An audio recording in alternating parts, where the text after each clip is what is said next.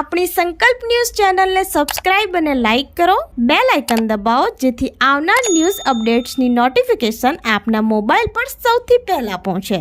Like, subscribe and share the video. નમસ્કાર દર્શક મિત્રો, હું છું ચાંદની ચૌધરી. સંકલ્પ ન્યૂઝમાં આપ સૌનું સ્વાગત છે.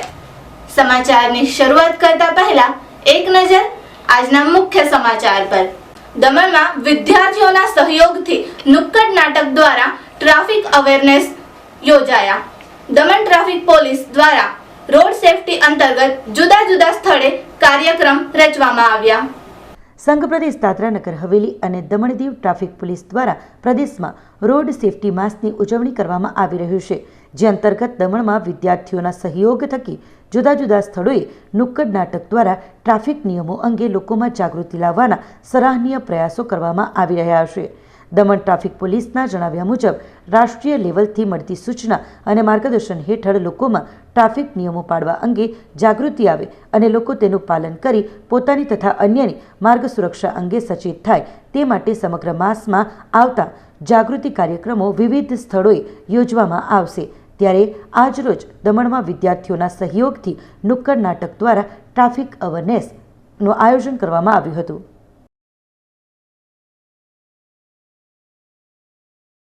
जिम्मेदारी होगी कि एम्बुलेंस को हम रास्ता दें ताकि हम किसी इंसान की जान. नुक्कड़ नाटक के माध्यम से हम आपको ये बताना चाहते हैं कि कभी भी ड्राइविंग करते समय चलाना नहीं चाहिए. ड्राइविंग करना ये अनलिगल प्रोसेस है. हेलमेट अवश्य पहननी चाहिए. छोटी उम्र में 18 हम आपसे ये बताना चाहते हैं कि हम आज के दिन हमारे जो पुलिस डिपार्टमेंट है वो खड़े रहते हैं. हमें कि हेलमेट पहन हमको पकड़े तो हमारा ऊपर ध्यान अगर हम ये भी चीज़ का हेलमेट पहनेंगे ट्रैफिक नियम और उनकी ये कोशिश की बदौलत हम एनएसएस की यूनिट के जो विद्यार्थी हैं वो विद्यार्थी आपको धन्यवाद प्रतिज्ञा करते हैं.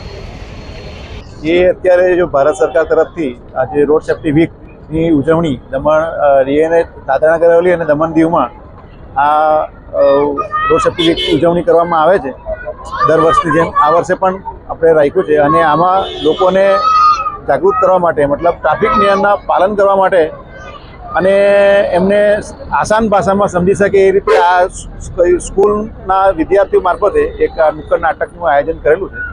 અને એમના મારફતે એક સંદેશો આપવાની અમે કોશિશ કરી રહ્યા છે કે ટ્રાફિક નિયમનું પાલન થાય અને ટ્રિપલ રાઇડિંગ છે, નશો કરીને ગાડી ચલાવવી, આ બધી બાબતોને લોકોના ધ્યાનમાં આવે અને પોતાનું જીવન આવા એક્સિડન્ટથી બચે એ માટેનું એક આયોજન કરવામાં આવેલું છે.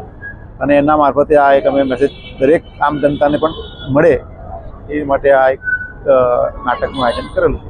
આ એ આખો મહિનો છે, આ રોડ સેફ્ટી વીક તરીકે આખો મહિનાની ઉજવણી છે. એમાં અલગ અલગ પ્રોગ્રામો અમે કરવાના છે અને એ પ્રમાણે અને અલગ અલગ જગ્યાએ પણ કરીશું આજ પ્રમાણેના પ્રોગ્રામો. અને જેટલી થાય એટલી લોકોને ટ્રાફિક નિયમનું પાલન કરે એની સમજ અમે ટ્રાફિક ડિપાર્ટમેન્ટ તરફથી આપીશું. કપરાડાના ડુંગરાળ પ્રદેશમાં પ્રાથમિક ખેતી રંગ લાવી. કોલવેરાના ખેડૂતે શક્કરિયા સહિત 11 મિશ્ર પાકની સફળ ખેતી કરી. સમગ્ર દેશ હવે પ્રાકૃતિક ખેતી તરફ વળી રહ્યો છે, ત્યારે વલસાડ જિલ્લાના સંપૂર્ણ આદિવાસી એવા કપરાડા તાલુકાના અંતરિયાળ અને ડુંગરાળ પ્રદેશમાં વસતા ખેડૂતો પણ પ્રાકૃતિક ખેતી અપનાવી પોતાના પરિવાર તેમજ અન્ય લોકોને પણ તંદુરસ્ત જીવન પૂરું પાડવાના પરોપકારી કાર્યમાં જોડાયા છે. વાત છે કપરાડા તાલુકામાં ડુંગર પર આવેલા કોલવેરા ગામના આદિવાસી ખેડૂત લહનુભાઈ ખંડુભાઈ ધૂમની, કે જેઓ ડુંગર ઉપર પણ અનેક વિષમ પરિસ્થિતિઓને માત આપી સફળતાપૂર્વક પ્રાકૃતિક ખેતી કરી અનેક ખેડૂતો માટે પ્રેરણારૂપ બન્યા છે. કપરાડાના કોલવેરા ગામના પટેલ ફળિયામાં રહેતા પ્રગતિશીલ ખેડૂત લહનુભાઈ ધૂમ જણાવે છે કે મારી 7 એકર જમીન પર હું શક્કરિયા, મકાઈ, સરગવા, તુવેર, મગફળી, આંબઈ, આંબા કલમ, મગ, ચણા, વાલ અને ચોળીના પાકની ખેતી કરું છું. દાયકાઓ પહેલાં અમે રાસાયણિક ખેતી કરતા હતા, પરંતુ વડાપ્રધાન નરેન્દ્રભાઈ મોદીએ સમગ્ર દેશને પ્રાકૃતિક ખેતીનું મહત્ત્વ સમજાવતા અમને પણ પ્રાકૃતિક ખેતી કરવાની પ્રેરણા મળી હતી. ગુજરાતના મુખ્યમંત્રી ભૂપેન્દ્રભાઈ પટેલ અને રાજ્યપાલ આચાર્ય દેવવ્રતે ગુજરાતમાં પ્રાકૃતિક ખેતીની ઝુંબેશ આદરી છે. સાથે જ આત્મા પ્રોજેક્ટ દ્વારા ગામે ગામ ખેડૂતોને પ્રાકૃતિક ખેતી અંગે સીધું માર્ગદર્શન અને તાલીમ આપવામાં આવી રહ્યું છે, જેમાં હું પણ જોડાયો અને સ્વાસ્થ્યવર્ધક પ્રાકૃતિક ખેતીની શરૂઆત કરી હતી, જેને પગલે આજે અમારા ખેતરમાં પ્રાકૃતિક ખેતી દ્વારા સમૃદ્ધ ખેતી થઈ રહ્યું છે. આથી મારી આર્થિક આવક પણ વધતા જીવન ધોરણમાં પણ સુધારો આવ્યો છે. હાલમાં શક્કરિયાની ખેતી 1 એકર જમીન પર કરી છે, જે 800 રૂપિયા મણના ભાવે વેચાય છે. વર્ષમાં 2 વાર પાક લઉં છું. નાના પોંઢા માર્કેટ ખાતે ખેત પેદાશનું વેચાણ પણ સારા ભાવે થતાં પાક વેચાણ અંગે માર્કેટની પણ ચિંતા રહેતી નથી. વધુમાં લાહનુભાઈ કહ્યું છે કે ખેતીના પાકમાં રાસાયણિક ખાતરનો છંટકાવ સંપૂર્ણપણે બંધ કરી હું જાતે જ ઘરે જીવામૃત અને ઘન જીવામૃત બનાવું છું. પાકમાં કોઈ જીવાત પડે તો તેના નાશ માટે જાતે જ અગ્નિઅસ્ત્ર અને નિમાસ્ત્ર પણ જાતે જ બનાવી છંટકાવ કરું છું, જે અંગે આત્મા પ્રોજેક્ટ દ્વારા પાડીના ખેડૂત તાલીમ કેન્દ્ર અને વઘઈ ખાતે કિસાન ગોષ્ઠીમાં તાલીમ પણ આપવામાં આવી હતી. અંબેઠીના કૃષિ વિજ્ઞાન કેન્દ્ર દ્વારા પણ પ્રાકૃતિક ખેતી પદ્ધતિથી મબલખ પાક કેવી રીતે લઈ શકાય તે માટે વખતો વખત વિશેષ માર્ગદર્શન પણ આપવામાં આવે છે. ડુંગરાળ પ્રદેશમાં જમીન સમતલ ન હોવાથી ચોમાસાનું પાણી વ્યય થઈ જતાં વર્ષ દરમિયાન નદીના પાણીથી ખેતી કરીએ છીએ. સરકાર દ્વારા મોડલ ફાર્મ માટે રૂપિયા 13,500ની સહાય પણ મળી હતી.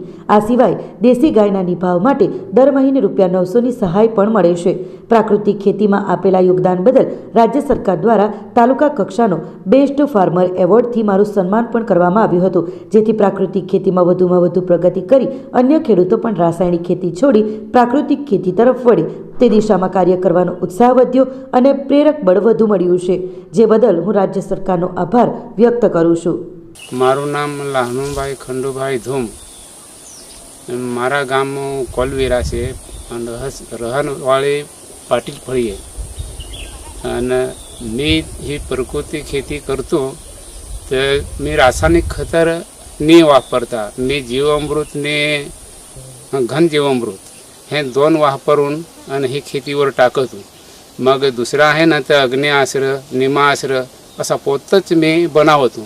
मी बनावून आणि हे माझे खेतीवर मी छटकाव करतो. बाकीच्या सोडवर वततो. मग बाकीचे आहे ना तर माझी खेती शंकरेची खेती, मग सरगवाची खेती, आंबा कलम आणि चोंगळी, मग मका मूग चना आणि वाल ही होडी खेती मी करतो.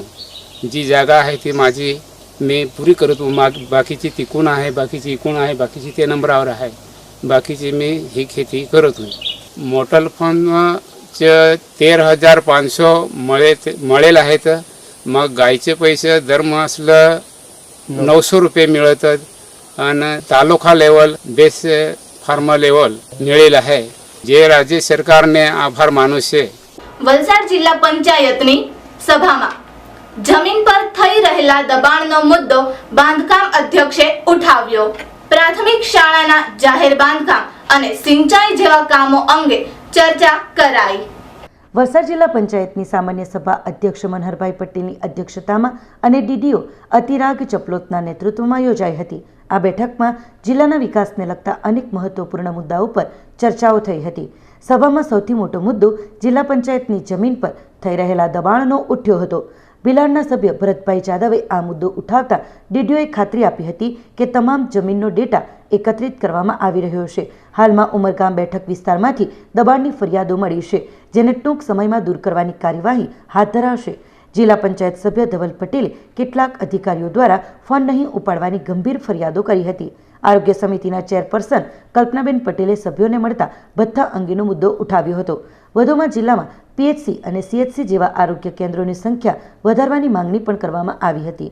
બેઠકમાં પ્રાથમિક શાળાના જાહેર બાંધકામ અને સિંચાઈ જેવા વિકાસલક્ષી કામો અંગે પણ વિસ્તૃત ચર્ચાઓ થઈ હતી. સભા પહેલા સભ્યોએ રજૂ કરેલા વિકાસના કામો અંગેના પ્રશ્નો પર પણ ચર્ચાઓ કરવામાં આવી હતી.